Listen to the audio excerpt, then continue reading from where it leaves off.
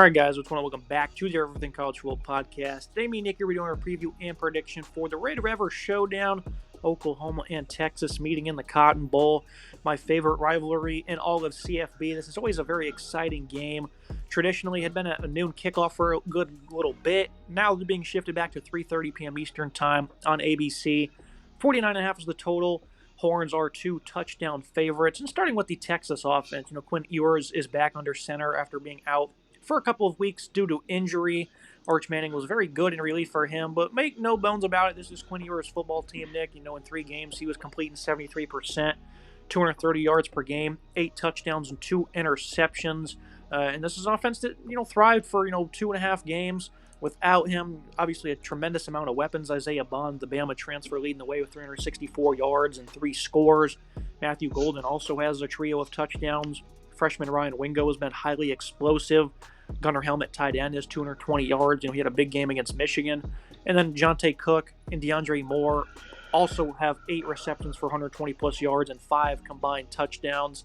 This is a team that's been really, dishing out the ball, Nick. There's a lot of guys here in this receiving group that have scored. 8 different players, that is. You have 6 different guys of 100-plus yards. This is an incredibly deep supporting cast, a lot of versatility here. Biggest question is, will there be any types of issues in terms of chemistry since Quinn Ewers has been out for a couple of weeks? I don't anticipate there will, and I thought they were great against Michigan. They did too very good against some poor opponents with him as the starter as well. So I don't think they're going to have any continuity issues, Nick. That's certainly something to be maybe a little concerned of, because I can see this being, a 4-quarter game. Tensions are high. Quinn Ewers, of course, is incredibly calm, especially under pressure. But, when tensions are running high in a rivalry like this, you can certainly, tend to have some mistakes, especially if you're not on the same page with your receivers. So is that a concern for you, or do you think they're going to be smooth sailing for Ewers and Koo? Texas sat on the sidelines this past weekend when a lot of top-ranked teams went down, including number 1 team in the country, and they're glad they were sitting on the sidelines, as it gives Quinn Ewers an opportunity to continue to rehab, practice with his team, and kind of get back into the swing of things. Arch was phenomenal in relief for him, looked really comfortable, really confident, and had a solid performance in Quinn Ewers' absence. Ewers now back, still having a really solid season prior to the injury, 691 passing, 8 touchdowns, 2 picks, 73% comp rate. Really good numbers. You're going to plug him back in and hope it works smoothly. I think it will be just fine. 2 weeks or a whole week of practice with the bye week. He's been getting comfortable, getting himself practicing, getting comfortable. He was really involved in the game planning of Arch. Was inside his ear on the sidelines, was speaking to him, making sure that he was ready to go and comfortable throughout his relief appearances. It certainly helps when you have a quarterback of that caliber backing you up. And now you're going to plug Ewers back in. I think there'll be no issues at all. I think he'll be just fine and comfortable and confident. He's got a great weapon room to throw to. When you listed down all those different touchdowns, so many different players, 8 different guys have a receiving touchdown so far this season, so many different players with a bunch of targets and touchdowns. Wingo, Golden, Bond have all gotten multiple touchdowns, a lot of receptions for them as well. 20 for Bond, who's really found himself in a solid groove since transferring over from Alabama. Gunnar Helm, Jonte Cook have also gotten a nice amount of grabs. DeAndre Moore is making advantage of his grabs, scoring in the red zone, 8 grabs, 3 touchdowns there, so really solid numbers from him. Silas Bolden is still waiting to be involved and get a full role in this offense, so I think there's no issues here. I think Ewers, you plug him in, he's meant for the big game. This is a tough environment because it is a 50-50 split, so those Oklahoma fans will be loud. The Texas fans will be loud too, but it's definitely a unique environment. Rare that you see a 50-50 split in a game. I think, when you look at in terms of rivalries, the only game that kind of is like that is the Florida-Georgia game. This is a true 50-50 split, so there's some nice balance. It's a tough environment still to play in despite being a neutral site, but I think Quinn Ewers is a confident player who you plug him back in and have a lot of success with what's around him on this offense. And when you look at, Silas Bolden, for example, he's a highly explosive playmaker that was the lead receiver for Oregon State last year. He's 8th in yards for them. So, that's a lot of depth that they have. Well, now we look at this run game. C.J. Baxter was unable to play this year due to an injury suffered in preseason. But we felt this was a deep running back and they would have no issues here. And they got some fresh legs coming into Dallas. Jaden Blue, of course, this is the lead guy in the backfield, 239 yards, total of 6 touchdowns. Freshman Jarrett Gibson right behind him, getting about 9 carries per game, has 3 scores, 226 yards. And then Travion Windsor, $160 for him. He gets, about 8 touches as well. So, this has been a rotational backfield, Nick, in the SEC. Sarkisian understands that you got to be fresh, and that's something Georgia's been great at the last couple of years, for example, is just not running their running backs' legs dead. In Texas, they've been keeping them fresh. They have a week off, so this is going to be an incredibly impressive unit in terms of health. They're going to be at 100%. We'll get to the offensive line in a minute. That's, I think, the best in the country. But what do you make of this running game, Nick? Because they haven't been overwhelming by any means, but against Michigan, they were very complimentary. They did their thing against Mississippi State, almost 200 yards. So they've been good, but they haven't been putting up an abundance of production. But, it really doesn't matter. Sometimes we get too deep into the numbers, and they're more than complimentary. This is a really good rushing attack, but this is the second best defensive line they're going to face this year after playing Michigan. And again, they're very good in that contest. So what do you make of it here? Averaging about 200, just under 200 yards per game so far this season, 191. I think it's a solid number, 2.6 rushing touchdowns per game as well. I think it's a good rotational unit. I think Blue, Gibson, and Windsor are, rotational pieces enough. They can all work together and pitch in on this offense. Blue leading the way with the 4 rushing touchdowns. He's a really solid red zone threat. We saw Arch Manning be involved in the rushing attack as well, where he had 13 carries and 3 touchdowns. Obviously, when you plug Ewers back in, you're going to see as many running attempts from the quarterback and not many scrambles out of the pocket. So that sort of takes away a bit of a threat there that Arch had developed with this offense. But I think when you have that 3 players there, I think Blue and Gibson's a really solid duo, and then Windsor behind them is not a bad piece either. I think this is a fine rushing attack. I think the numbers, at 191 per game is good enough, and I think it's fine to really complement this offense and balance out the playbook. Now, of course, we discussed that offensive line that I think is the best in the country. I think they proved it against the Wolverines all the way back in week 2. Weren't fazed by that elite D-line one bit. Kelvin Banks, best left tackle in football. He's going to go very high on in the draft in a couple of months. Hayden Connor, left guard's having a phenomenal year as a pass blocker. Jake Majors at center, him as well. Over at right guard, DJ Campbell, he's probably been the weakest link for them at the moment. He's just the youngest guy out of the bunch, former 5-star. And then the right tackle, Cameron Williams, he was, one of the only starters there. I think he was the only starter there he was replacing over here at right tackle. And he's been very good. Quietly, he's been an impressive performer. No flaws with this Texas offensive line, Nick. You certainly probably aren't, a physical grounded pound unit when it comes to running the football. You don't see them churning it out at a level like Michigan did last year, for example. But in terms of pass protection, they are incredibly stout. Ewers is going to be hard to touch when you got speed like that running down the field, and he has all day to find them. Boy, Texas is tough to slow down. Incredible offensive line. Kelvin Banks is getting a lot of love. As a top 10 potential prospect in the NFL draft, I'm seeing him fly up draft boards. Hayden Connor has also been really solid at left guard. That left side's been very strong. Jake Majors has been incredible at center. Really solid piece, while the right side, DJ Campbell and Cameron Williams have been good as well. Like this offensive line a lot. Been really happy with the performance so far. They've been really good in pass block, solid in run block as well. A really good unit. Facing up against a good Oklahoma defensive line. This is a tough test. They're going to have to stand strong and give Ewers some time in the pocket to throw apart and pick apart that defense. And moving to the Oklahoma offense, this is a unit that we talked about extensively in the preseason. We didn't think it'd be all that great, but the upside, mainly via Seth Luttrell in this passing attack, would be pretty good. Things have significantly shifted, though. Jackson Arnold benched in favor of Michael Hawkins. Everyone at wide receiver has been hurt, especially some of their big-time playmakers, so it certainly hasn't helped in that regard. So this is a very interesting unit because we expected them to be pass-heavy, didn't think the O-line would be all that great. All of these things have happened for Oklahoma, but they've even been worse than we thought they would be, Nick. We start with Michael Hawkins, a freshman quarterback who, in his first start against Auburn was solid. 10 of 15, 161, protected the football through the air, had an explosive rushing touchdown. He had 69 yards, almost 5 yards per attempt.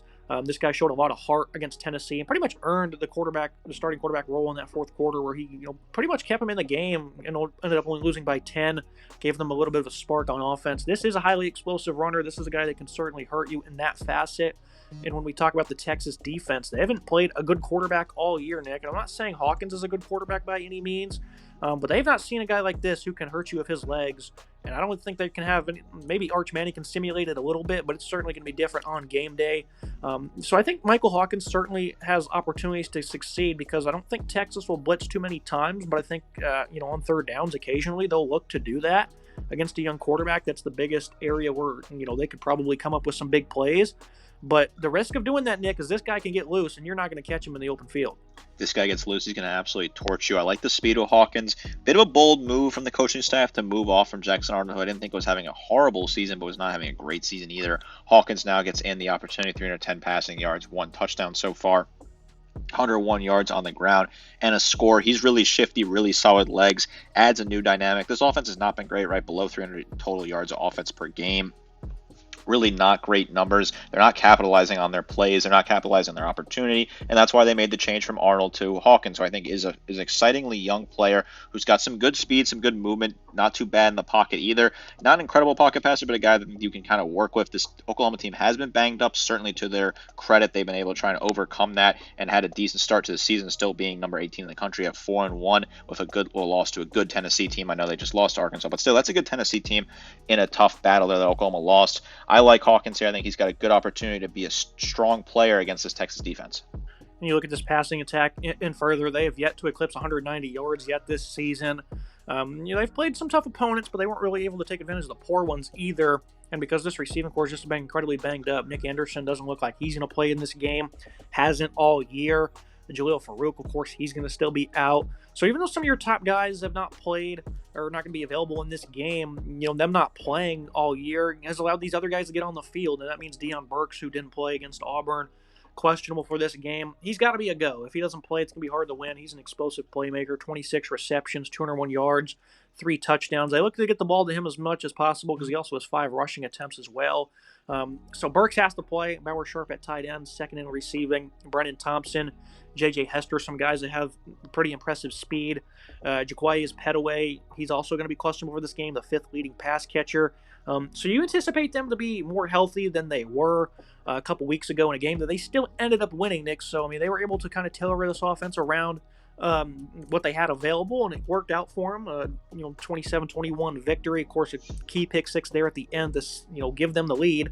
But this is not great for Oklahoma, but I think they're certainly going to be in a better position here. And I think that Seth Luttrell, he's a good offensive coordinator. He's had a week to prepare, 2 weeks really. I think they're going to find ways to incorporate other players, even despite being a little banged up, Nick. And I don't think it's going to be the end-all, be-all. Certainly is not great in terms of your upside, but they can still succeed without these guys. Certainly a banged-up wide receiving core that, Deion Burks has to be fully healthy, 201 yards receiving, 3 touchdowns for him. The averages are not great on a lot of these players. Him and Sharp, their averages are below 10 yards per grab. Sharp does have a touchdown. Brennan Thompson just above 10 yards per grab and 1 score for him. Not a whole lot of love going around. They've been battling a lot of different injuries. They're really trying to figure out the best way to get these guys involved in the offense. They hope Petway is going to be fully healthy as well. He needs to get some more targets. He only has 4 grabs for 81 yards. Want to see more of this wide receiving room. I know plugging a new quarterback in is going to change some of that a little bit here, but you want to see a decent day out of this passing attack against this Texas offense just to be able to keep up with them. Hawkins has to have a good day. This wide receiving room has to help him out, make some nice grabs, make some nice plays. Look at this run game, 128 yards per contest. It's been no good. Javante Barnes has reemerged as the running back 1. Jackson Arnold's still the second leading rusher. He's a guy that's pretty solid when it comes to running the ball. Taylor Tatum, true freshman, he's also a little banged up, questionable for this game. Gavin Sawchuk's been nowhere to be found, only 18 attempts on the year. A guy has plenty of speed. You're hoping maybe he can get going in a game like this because, they're going to need all hands on deck, quite frankly, to beat a team like Texas. You certainly hope that he can find his way into the fold. And they've just not been good. And like we said, the O-line was going to be a problem coming into the season. They have not been great. Jacob Sexton, left tackle. He's also played a lot of left guard, has not been all that great. Joshua Bates was the center for them. Branson Hickman is back, though, the transfer from SMU. He should be fully healthy, I would imagine, even though he's been a bit of a poor run blocker in his own right. And then over at right tackle, Michael Tarquin. He's been the best player for them. Even though he's given up 8 pressures, he's probably head and shoulders above these other guys. And this is a big concern for us coming into this season. The offensive line has not been great, but when you have speed on offense, you can certainly dish it out to the boundary, and certainly that's going to offset some of the woes you have on the O-line, screen passes, quarterback runs. So even though the offensive line's not a great unit, I think there's going to be enough variety here to offset that just enough to be competitive. Javante Barnes, the top rusher for this offense with nearly 200 yards rushing, but not very effective at 3.5 yards per carry, 2 scores. Taylor Tatum has 116 rushing yards and 2 scores. The offensive line's been weak at times. I agree with you. I think Tarquin's been the best player at right tackle, but in general, this has been an offensive line that was struggling. We had concerns about it. You're plugging in 4 different pieces that from the transfer portal. I had concerns about that, or 3 pieces, that is, on the right side, a whole new look right side, a new look interior on the right inside of the interior as well. I worried about the offensive line. I thought it was going to be an issue. They've been pretty weak, and it's been causing problems for this Oklahoma offense. They got to stand strong here. This is a nice Texas pass rush, and they're going to be a tough battle. If they can win that battle in the trenches, they can stand strong, give their quarterback some time to do something, improvise a little bit, make some plays happen. They could have a solid day, but if this O-line is just an open gate, it could be a huge problem for Oklahoma.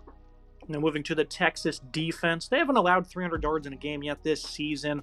They've also played some very weak opponents. I know they held Michigan to 80 rushing yards. I mean, this has been a great run defense for a couple of years now for Texas. No shocker there.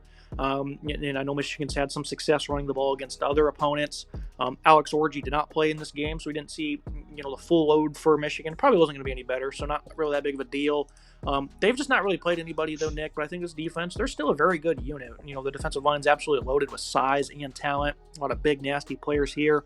Vernon Broughton, Barron Sorrell, Alfred Collins, transfer Trey Moore has been a little bit quiet as a pass rusher, but Colin Simmons, the true freshman, has been absolutely splendid. He's leading the way right now in terms of tackles for loss. It was 6, and he also has 4 sacks, so he's just come out and emerged for them tremendously. Ethan Burke, I think he's a very talented player as well. They got plenty of other guys in this rotation. No need to name the entire roster, but I mean, that's how good they are, Nick. They're incredibly deep on the defensive line. What do you think this run defense is in store here against a poor O-line? Again, Michael Hawkins can certainly make you pay of his abilities. Who do you think is going to be the biggest beneficiary here? I think this Texas defensive line is going to have a really strong day and feast on this offensive line, put Hawkins in some tough positions. Colin Simmons is a true freshman, 18 total tackles, 6 tackles for loss, 4 sacks, and a forced fumble. Incredible numbers from him. Vernon Broughton, 12 total tackles, a sack for him, plus a pass breakup. Alfred Collins, 11 total tackles, a tackle for loss, and a pass breakup. Barron Sorrell, 10 total tackles, 3.5 tackles for loss, 1.5 sacks. Trey Moore, 9 total tackles. Ethan Burke still waiting for him to get a little more action, 6 total tackles, 2 tackles for loss, and a pick 6, plus 2 pass breakups. So solid numbers here, good rotational depth. I want to see a little bit more out of Burke coming off in that in that jack position. They move him around a little bit. Just want to see just a little bit more out of him. Alfred Collins as well. I want to see just a little bit more out of those two. But in general, I've been very happy with this defensive line. This unit that gets in the backfield wreaks havoc and gets some nice tackles for loss. They're going to have to try and contain Hawkins, because if you miss a tackle on him in the backfield, he can totally break it and burn you. Got to get him down on the ground. First opportunity. Got to wrap up, complete tackles in the backfield, and get some big stops. Now looking at the middle of this defense, Anthony Hill, of course, he's a tremendous former 5-star, really molded into a leader for this unit. Having a good year. David Gabenda alongside him as well showcased some nice improvements, especially against the run. Mo Blackwell, he'll get on the field a good bit. Not really that good of a player for them. Leona Leafau as well. This isn't a linebacker group that's really probably going to rotate all that much as they enter conference play, Nick. I think Anthony Hill, you might look to see him potentially be in some spy situations. I think he's athletic enough to handle those. You don't want him running across the field entirely, though. But I certainly think that's a role that's probably going to be carved out for him often, especially on third down.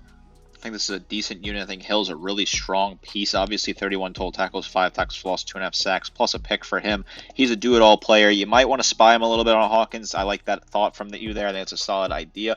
Get him a little bit comfortable in that position. Make sure that he can follow Hawkins and make sure he doesn't get out of the backfield and escape. I think that's a good potential. David Gabenda as well, 28 total tackles, 3.5 tackles for loss. Leona Lafu, 14 total tackles, 4 tackles for loss, 2 sacks, and Mo Blackwell has 12 total tackles. Definitely gets a little bit weaker towards the bottom. I think Hill and Gabenda are 2 really strong linebackers. I like what this core has been able to do so far. This is a good unit that has a tough test against a running quarterback here, but I think they have some opportunity to succeed.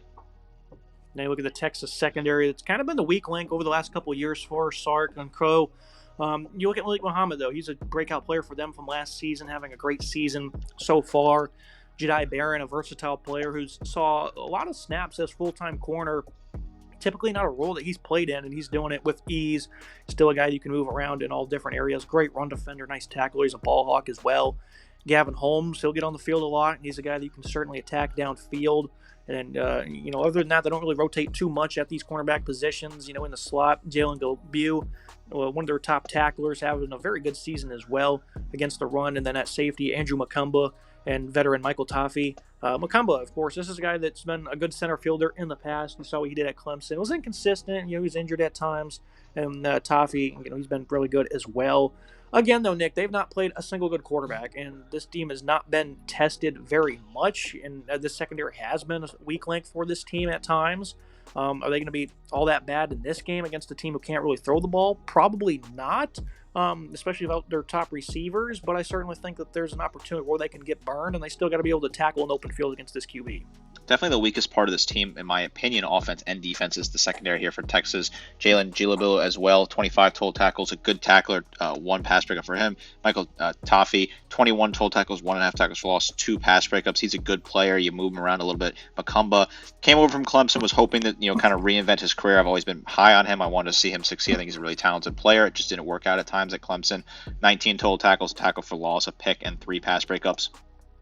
Barron's been really good, 18 total tackles, 4 pass breakups, and a pick for him. I like what he's been able to do. Muhammad has been really good in coverage, 8 total tackles, 4 pass breakups for him. Gavin Holmes, 4 total tackles and a pass breakup. Maybe they pick on Holmes a little bit. He's still a talented player.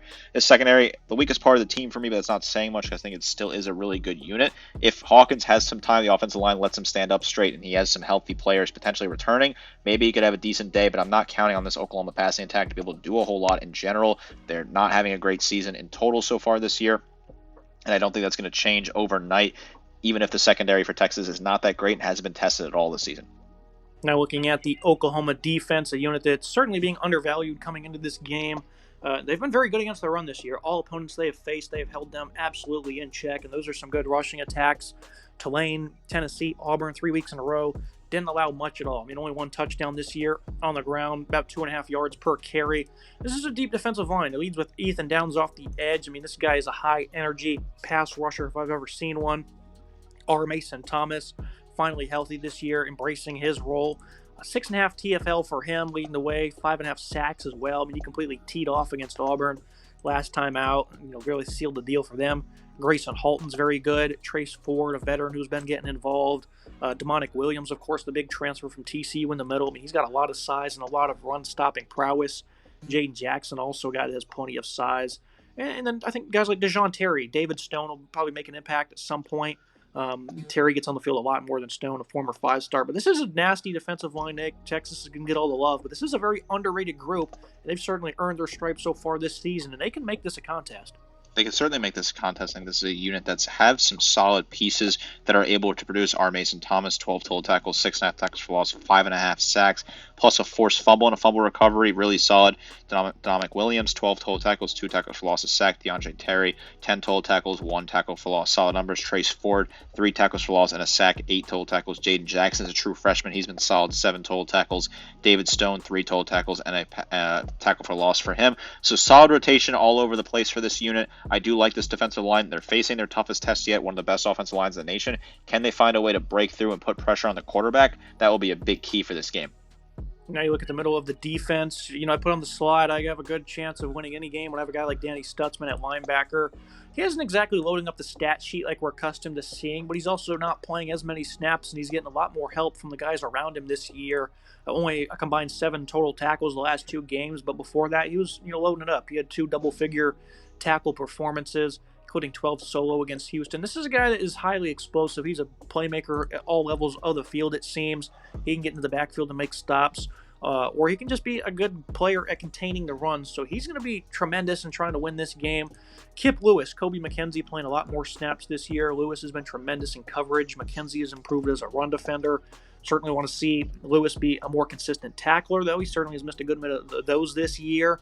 But the linebacking group was incredibly encouraging, Nick, because we were waiting under Venables for these other guys to kind of follow suit and catch up to Stutzman. And this year so far, they're doing a pretty admirable job of doing that. And a lot more confident in the middle of this defense. I like what this middle of this defense can do. I think it's the best part of this team overall, and I really do like this unit. Danny Stutzman, he's a guy that's going to load the stat sheet, going to be a super talented player. The quarterback of the defense, a great leader, 40 total tackles, 2 tackles for loss, that is. Kip Lewis, 21 total tackles, 1.5 tackles for loss, a pick 6 as well for him.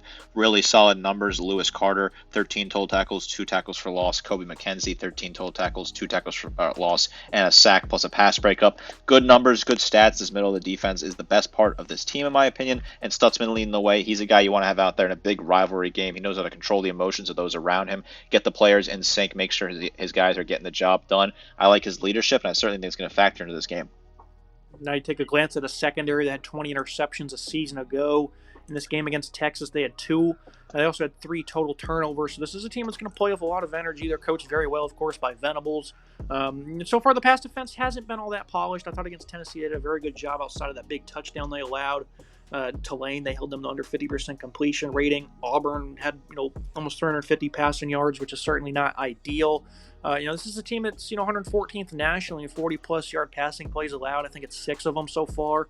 So they've been pretty inconsistent. Woody Washington hasn't been playing as much outside corner this year. He's really struggled in coverage. Dejan Malone, Kenai Walker really taken over those 2 spots. But Washington's a veteran. If he gets in the game, I certainly have confidence in him to be able to provide some nice plays. He's also been playing a lot in the slot. Billy Bowman, though, is the main guy in that role. Of course, Kendall Dolby out for the year, and you're not going to be seeing him as much. A lot of these guys are veterans, though. They've all been in the system for a couple of years now. They've proven to be ball hawks. Especially Bowman, I think, is tremendous. And, of course, Robert Spears-Jennings, he's that, alpha male on this defense. Venables always seems to have one, a versatile patroller in that secondary who can play, a variety of different positions. He's been a great tackler. He's been tremendous in coverage. He's good against the run. Spears-Jennings is a phenomenal player, Nick, and his play will go a long way in dictating this game. How do you feel about this unit so far? They do have 5 interceptions, but they have allowed the big plays as well. So what version are we going to see on Saturday?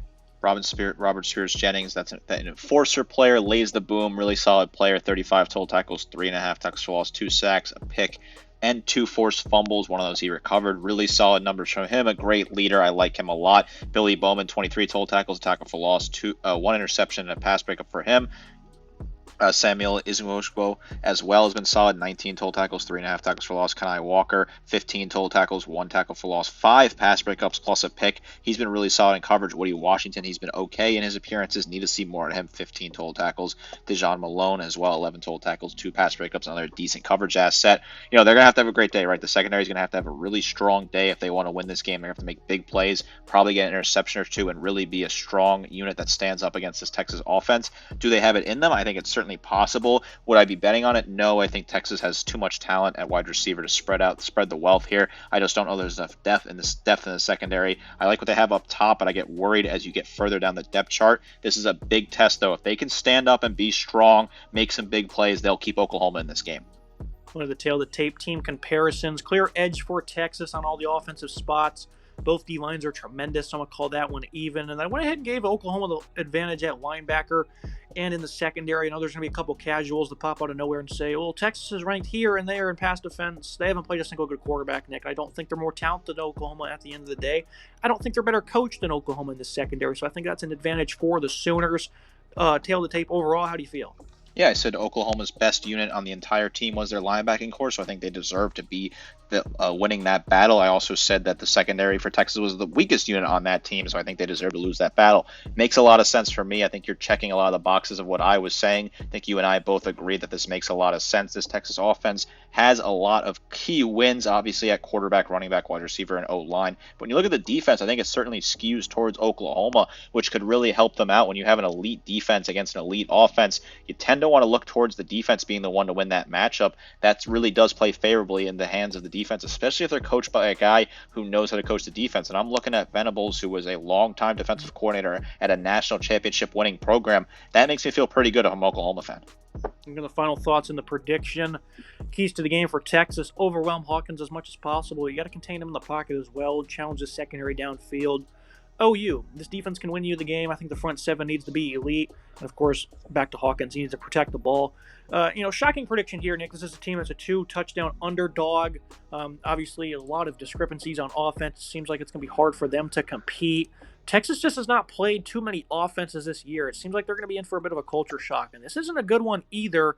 But the threat of his legs is something that is really going to, I think, expose this defense in a sense. Before 2022, where OU didn't have a QB available and they lost 49-0, they won 4 straight, and then they won last year. OU has Texas's number no matter what. CFB clearly makes no sense after last week, and maybe we've ran out of momentum in terms of upsets, but this is Red River. It's my favorite rivalry in CFB. It is always incredibly close, no matter the first half. Nick, we've seen very lopsided scores, and at the end of the day, we still end up in 4 overtimes or a last-second touchdown. OU's going to play the best game of the season here off a bye week. I think it's going to be tough for this offense early on, but they're going to be able to spark some big plays against the Texas defense. I think is maybe a little bit overvalued. They're phenomenal in the trenches, but other than that, I think there's opportunities for them to spark big plays. I think the OU defense, they're going to come to play, and they're going to showcase that they're no fluke one bit. And again, Venables being the coach with this talent is a tremendous asset. OU's being undervalued here, but they're going to win outright. When you look at this, what you're saying is making a lot of sense. Of the last 10 meetings between these two teams, Oklahoma is 7-3. When you look at the last 10 meetings as well, you take out that 49-0 outlier in 2022. Pretty much every single one of these games, actually all of these games of those 10 that I'm looking at the sample size, was a single-digit victory for whichever team won. No one has won by double digits in a very long time in this rivalry, outside of course, that outlier in 2022. You think you have to go all the way back to 2013 when Texas won by 16 points in that matchup. So I think this is a very balanced rivalry. And even in the years where it looks like Texas has their number, 2018, Texas beat Oklahoma. Oklahoma got it back and beat them in Arlington in the conference title game, which was by 12 points. So that's your one double-digit victory during that window that I'm looking at. Outside of that, though, it's been a lot of close games, a lot of one-score games, some overtime games, back-and-forth battle. I think this will be a back-and-forth battle. I think, minus 14 in favor of Texas is too high. Doesn't really work for me. I think Oklahoma will cover the spread. They'll probably lose by 6, 7, 8 points, something like that. They'll keep this close. It will be a battle right to the bitter end. I'm going to take the team that's just the better team overall in the end. I think Texas will get out and survive a scare. Anything can happen, really, because college football this year, this feels a lot like 2007, where a lot of big teams are losing in upsets. I would not be shocked at all if Oklahoma goes out and wins this game. I think that would make a lot of sense. I'm going to play it safe. I'm going to pick Texas, but I think OU will certainly cover that 14 points. They'll keep this a contest. This is going to be a dogfight. Having that split crowd makes it kind of even, makes it a very intense atmosphere, though still. It doesn't make it any easier for one particular team. I like that they played a neutral site, one of the best things in college football for the right programs. I'm glad a lot of teams play the rivalry games at home, but I'm also glad that we still have some of these special matchups at neutral sites like the Red River, like the cocktail party in Jacksonville. I think it's good for the sport. This is a fun game, a fun matchup. I'm excited to sit down and watch this on Saturday because you never really know what can happen. This game has had big implications in the past. 2008, 2007, those were big years for the winners that eventually went on to go be involved. I look at that 08 one when Oklahoma was number one team in the country and they lost to Texas. This could be an opportunity to get revenge there for Oklahoma and knock off the number one team in the country in a rivalry game. Look for some fireworks. Look for a lot of action. I'm very excited for this matchup. Yeah, I certainly think if this offense can make some big plays, this defense, they're going to have some confidence and they're going to play with it. You saw it last year. Nice 4th and goal stop, had some interceptions. I mean, he played with a lot of energy throughout that game. I think you'll see something like that once more. Haven't made too many bold predictions this year, but I'm going to go ahead and step out here in week 7. It's time to pull the trigger on a major upset, and Oklahoma is going to get the job done in this one. That's going to be it for today's episode. As always, Nick, appreciate you joining me. Can't wait for the Red River. Extremely excited. Incredible rivalry. Can't wait to see this go down on Saturday. Make sure you guys like, comment, subscribe. See you next time.